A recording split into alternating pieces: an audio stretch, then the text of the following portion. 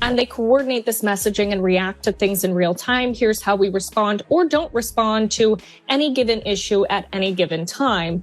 They also have the paid campaigns in which messaging is pushed out, and it is very much coordinated. The journalists in that room have attempted to dehumanize me, and I wanted to meet some of them face to face, quite frankly.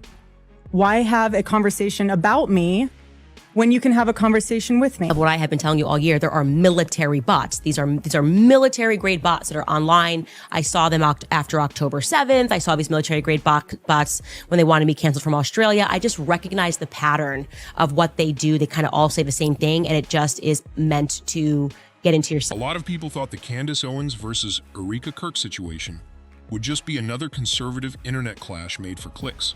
The expectation was simple. Candace would say something controversial, people would push back for a few days, and then everybody would move on.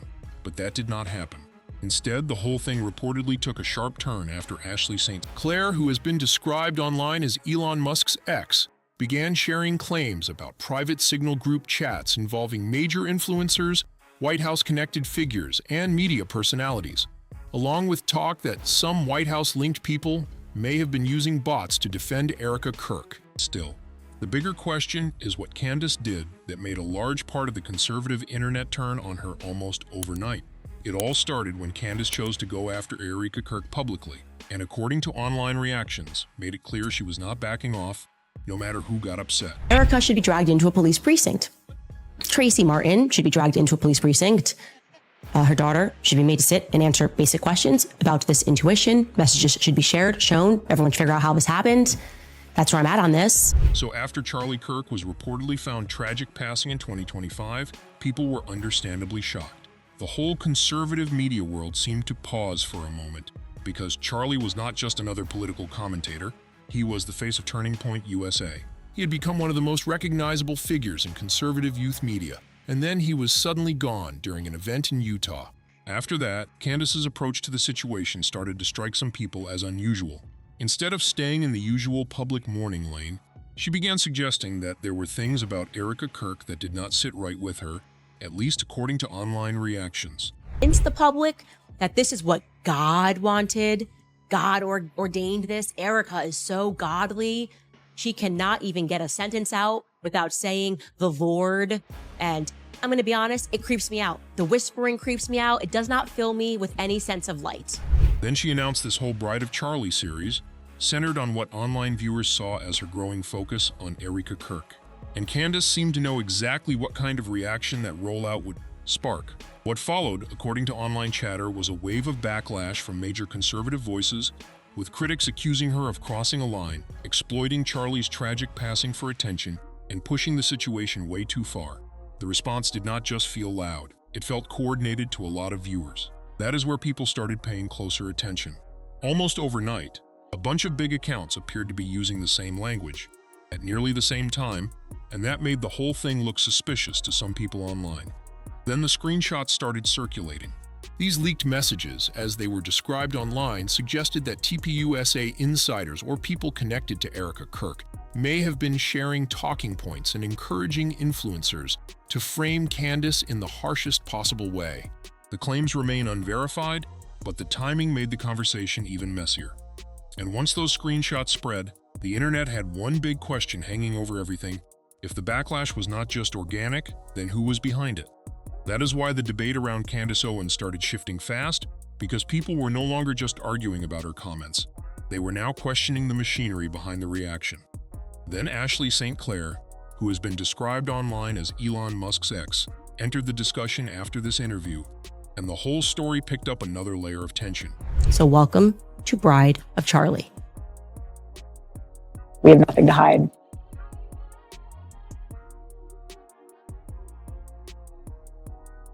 And Candace seemed to know exactly what she was doing with that rollout. But this is where things reportedly started getting messy. Almost right away, a wave of major conservative influencers came down on Candace at the same time. Online critics called her evil, said she was being demonic, accused her of exploiting Charlie's passing for attention, and insisted she had finally crossed a line. And the internet caught on fast. People noticed that everyone was using almost the exact same wording at nearly the same time. Then, within hours, Several huge accounts were posting similar reactions and treating Candace like she was the villain for even looking into Erika Kirk. After that came the leaked emails. Those screenshots began circulating online with claims that TPUSA insiders or people tied to Erika Kirk were allegedly coordinating attacks against Candace Owens and passing along approved talking points to influencers. The screenshots suggested creators were encouraged to paint Candace as evil and demonic. And honestly, the reason so many people took it seriously so quickly is because viewers had just watched those same phrases show up everywhere at once. But once all of that was out there, people were left asking one main question. If this smear campaign against Candace Owens was not organic, then who was behind it? That is where the conversation really shifted. Then Ashley St. Clair, who has been described online as Elon Musk's ex, entered the situation after this interview, and the whole story picked up yet another layer of tension.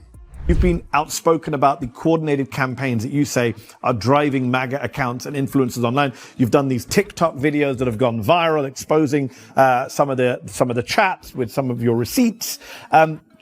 Just to be clear, what is the accusation here for people who are not following you on TikTok? At that point, Ashley was basically describing alleged large signal group chats where influencers, political personalities, administration-connected figures, and media names were said to be coordinating their messaging behind closed doors, at least according to the online chatter. According to her, these chats were supposedly being used to tell creators which narratives to push, which stories should get more attention, which topics needed defending, and which subjects should quietly disappear from the timeline. That is why the discussion around Candace Owens stopped being just a personality feud and turned into a much bigger question about influence, coordination, and who gets to shape the story before the public even sees it.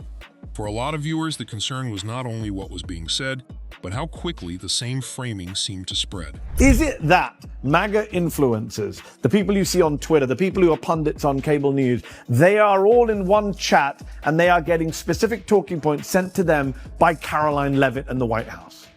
Well, there's not just one chat. There's multiple chats that they operate in. And these chats also have, some are just sequestered to large MAGA influencers in which they send these paid campaigns. Others have members of the administration. Others have, the Trump children. According to her, these chats were allegedly used to guide creators on what narratives to push, which stories to amplify, what topics needed defending, and which ones should quietly disappear from the timeline. They coordinate this messaging and react to things in real time. Here's how we respond or don't respond to any given issue at any given time.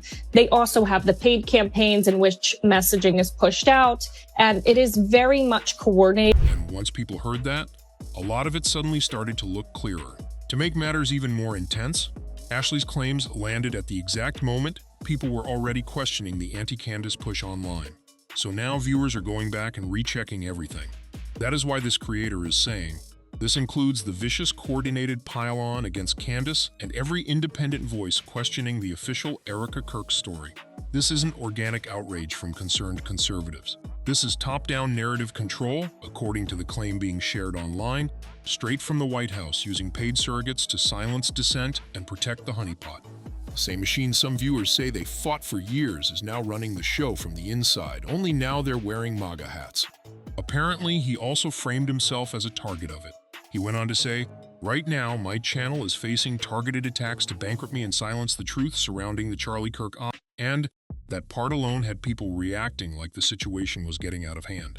One viewer said, "Of course the powers that be are manipulating the heck out of us. Always have, always will. You can pick up on some of the coordinating. It's pretty obvious. Governments hate free speech and criticism. And there is one detail nobody can really ignore. The backlash against Candace started before her full series even dropped.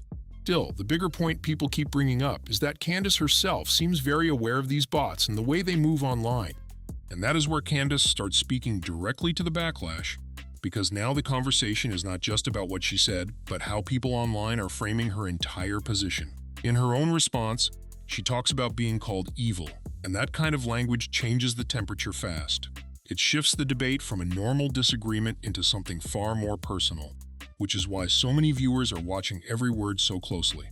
At this point, the reaction is no longer just about one clip or one post. It is about how the online crowd is building a bigger story around her and how she is pushing back against it. Of what I have been telling you all year, there are military bots. These are military grade bots that are online. I saw them after October 7th. I saw these military grade bots when they wanted me canceled from Australia. I just recognize the pattern of what they do. They kind of all say the same thing, and it just is meant to get into your side. And here she is speaking directly about all the people calling her evil, which only adds another layer to the backlash she is facing. Ballroom, Erika Kirk. Oh, and then suddenly, again, I'm being tweeted at. Next thing you know, we are all being lectured by neocons across the internet. We're being called sheer evil, psychopathic, because Erika Kirk opted into another social calendar event, okay? Now, of course, there is still no real proof that Erika Kirk or Turning Point paid influencers to go after Candace. Even Grog stepped in and basically said the alleged memo making the rounds online looked fake and unverified.